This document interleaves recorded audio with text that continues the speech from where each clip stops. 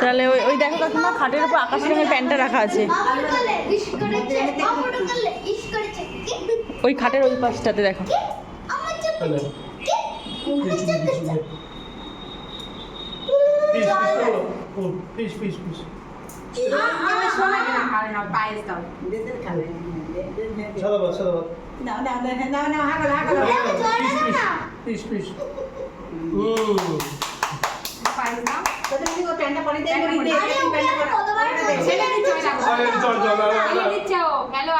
কালের মধ্যে থেকে